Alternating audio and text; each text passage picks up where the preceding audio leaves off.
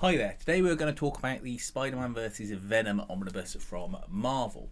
Now, this is a reprint, so it's not the first printing, and I wasn't sure that this was actually going to come out. And there's a reason I say that, which I will explain later on in the video, which is very important if you are looking to purchase this book. There are some key things you need to know depending on your budget and the way you may want to purchase or collect these stories. So hang around after the flip through and we will cover that then, because it may save you some money or it may give you a little bit of insight you didn't know.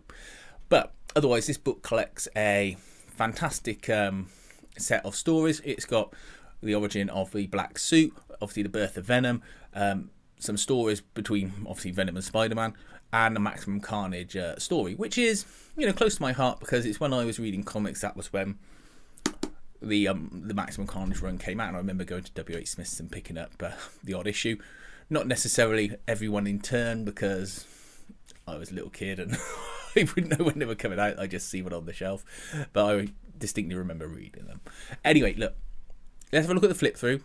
I won't go too in depth into the stories because ultimately they're so well trodden. You can just have a look at the art, look at the presentation, and see if the book's for you. And afterwards, we will talk about different ways to purchase the content in this book. Okay, so we've got the Spider-Man vs. Venom Omnibus. This is the cover. You've got a nice spine on there with Venom with his slime and juices. And then on the back you've got covers and the contents. Just repeating the contents on screen for you now, just while we get this dust cover off. Okay, now the picture on the actual hardcover is really nice. It's a nice, crisp, clean picture of Venom, Spider-Man, and then Carnage on the back. I just like the colour reproduction on this. I like the image, and I'm not too sure about the pink liner pages. Not sure why they aren't red or black or whatever, but pink's a choice.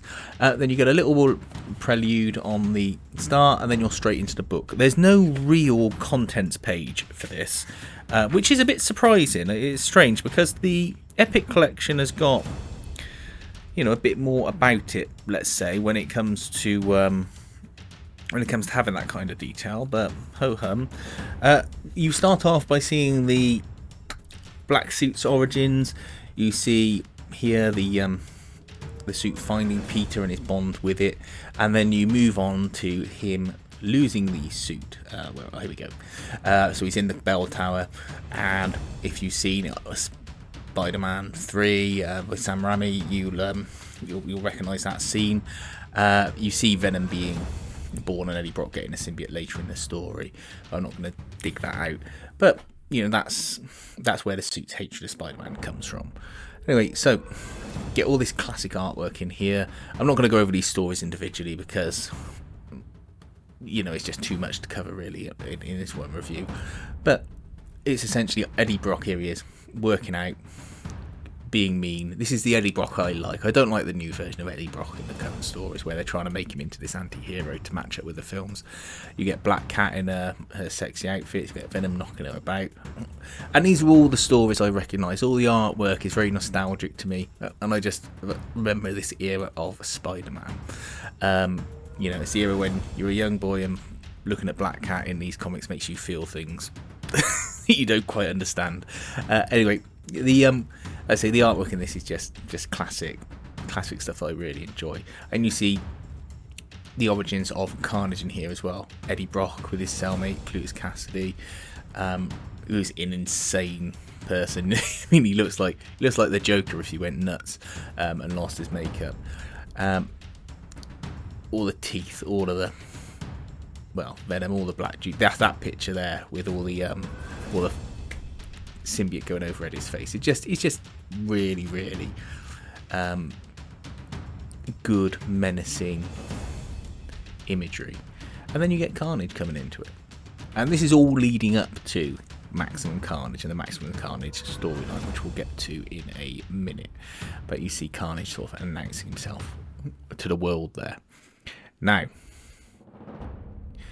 we just go through a few pages. This is where you see the symbiotes learning of each other, fighting, and various ways to stop them.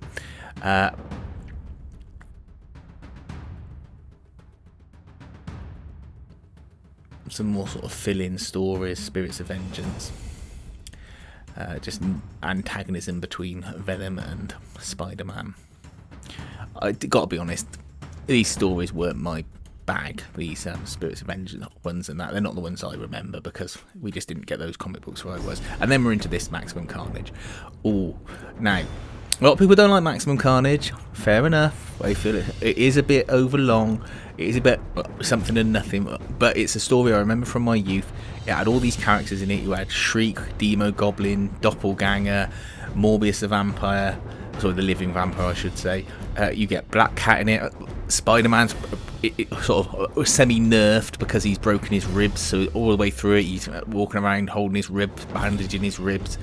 I remember when I read this thinking, what's so bad about his ribs? I have to keep going on about it, and I feel it was just something they had to keep reminding either themselves and the readers that Spider-Man needs all this help because he's injured and he's fighting, you know, not at full strength. But essentially you just keep pouring more and more heroes into this. There's Carnage and his gang, or his family as it were, 'cause he's a serial killer and so he's got a family, tear havoc across New York City.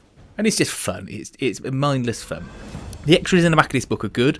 You get the guides to Maximum Carnage. You get some nice artwork. They don't mess about with any sketchbooks or anything like that, which, to be honest, I'm not that interested in. You get some Wizard magazine covers. Never read Wizard magazine, but looks like if it was about when I could have afforded it, I would have read it.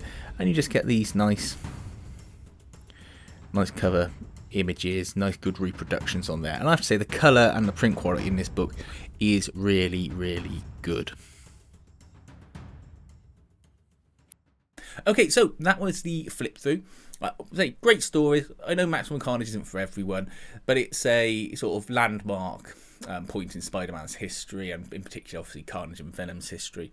And it's just got nostalgic memories for me. Now, about purchasing these stories in this book. Now, you can obviously buy the Omnibus, which I will put the price up on screen that it's currently going for at the time of making this video, and what your target price should be. Target price being what you should have a little shop around and price watch for if you're not desperate to buy at this moment.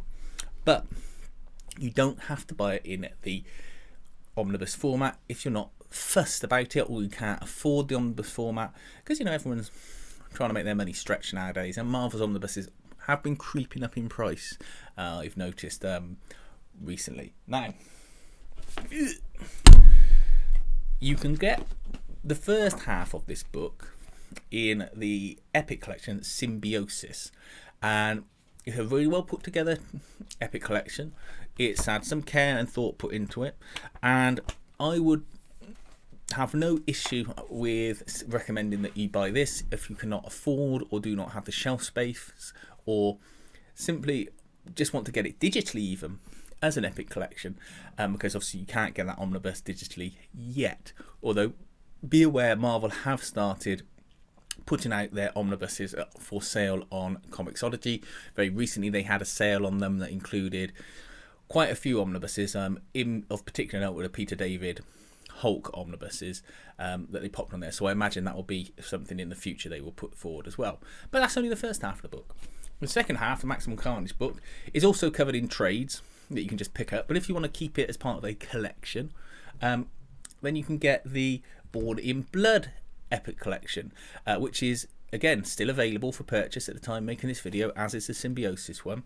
And this collects essentially your Maximum Carnage storyline and a few others. Again, really well put together Epic Collection. There has been a separate other Epic Collection with Maximum Carnage in as well, I think, but I haven't got that in this out of print. This is the one I've got. Simon, why have you bought the content twice? I didn't know I was buying the content twice. I thought I'd missed the window for buying the first printing of the Omnibus. Didn't know it was going to come back out, so I bought these two, and I'm glad I did. I'm going to keep the Omnibus, and I'm going to keep the two Epic Collections, because I've got a small but I'd say well curated Epic Collection section on my shelf that I'm not looking to just expand willy-nilly, but I think they sit nicely in it. I like reading them in that format. I will keep the Omnibus for presentation and, you know, my general Omnibus collection. And I have no issues with with holding them duplicates, double dipping in this instance. Price wise though, you can get these for about 20 quid each, so you can get yourself a pretty decent saving over the price of the omnibus, and that's not taking into account any publisher's return marks, which are obviously a bit more common on, you know, paperback books, and then you can get even bigger discounts like £12 to £14 for the price of those epics. Worth checking out, or looking at second-hand book resellers, because most of the time it's just ex stock, as opposed to, you know, tattered up versions of the books. You just have to judge it. But you can save yourself a lot of money. Think about how you want to get it. Do you want it digitally as an epic, or when it comes up as an omnibus? Do you want to get yourself the 2 epic collections? You can go around trying to get trades, but I think the first half of the omnibus is going to be more difficult to try and pick out. You can obviously get maximum carnage everywhere. Or do you want the Big Daddy omnibus? Depends what you're collecting while you're watching this video. Be interesting to know if anyone else realised you can get the majority of everything in those 2 epics. Please drop us a comment, let me know if that was any help to you. And thanks for watching. Give us a little thumbs up if this video was any good.